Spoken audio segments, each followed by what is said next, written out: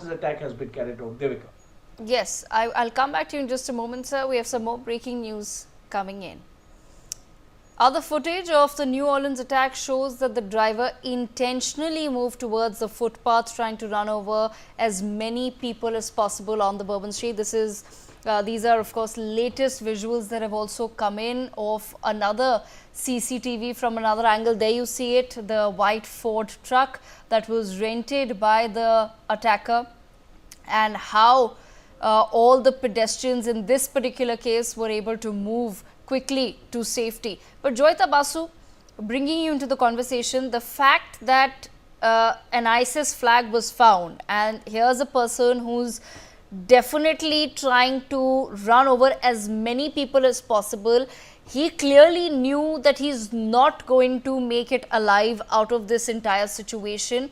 What does that really indicate? The ISIS flag and the fact that, like I said, this person, the attacker, Jabbar, knew that he will not, in all likelihood, make it alive out of this situation. So let's make as much damage, or let's do as much damage as possible. That thought process. That thought process is actually symptomatic of a radicalized brain, a completely brainwashed person who has decided this is an equivalent of a suicide bombing. You know, of a suicide bombers that happens. This is a new sort of suicide bombing. I mean, he knew that he is not going to make it alive.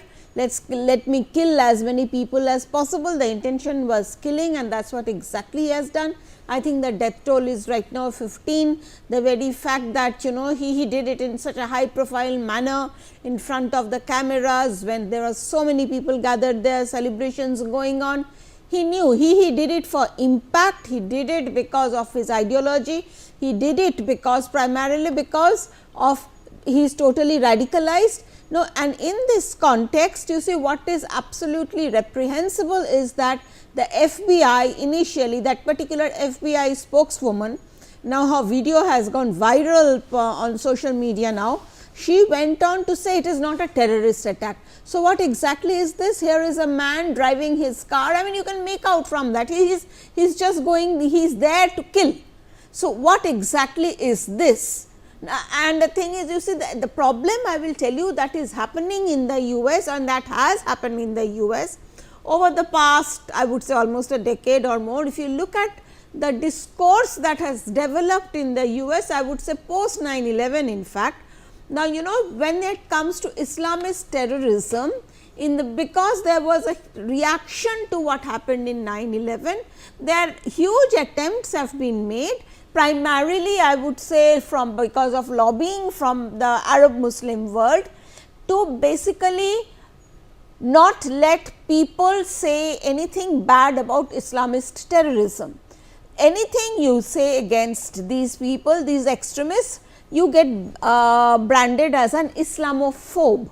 As a result of which, what has happened, you know, you have brushed the Americans, the American system, the American, I would say, the so called left liberal, which is anything but liberal by the way, they have tried to divert attention to other issues. Say for example, they keep talking about how bad Hindus are, how casteist we are, how India is a blemish on the world. You know, think of the kind of rhetoric, the narrative that has been built upon about India. Even for that matter, this whole immigration debate, they are trying to hinge it now, the right, of course, the right side of the spectrum, they are all hinging it upon India. You know, India and H1B workers, when it is actually the illegal immigrants and all these are the people. Now, the Indians are not the illegal immigrants when it comes to H1B visa and all. So, this whole focus they have shifted to Hindus being bad. Say for example, if you see the American campuses, the Jews are bad.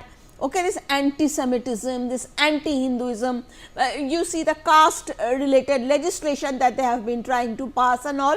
So, what they have done in the process, they have tried their best to shift the focus, divert the attention and brush all these acts of radicalization, these extremism under the carpet by saying if you say anything you become an Islamophobe, and this is how it comes out. You are basically not only you know, this is what political correctness leads to. you allow the terrorists, the actual terrorists, to go scot free, when, and that is what, you know, when this woman FBI officer says that no, this is not an act of terrorism, that is an act of political correctness. But you see, in the process what happens is that it is the innocent people who are paying a huge price. Right, absolutely. Some more news coming in.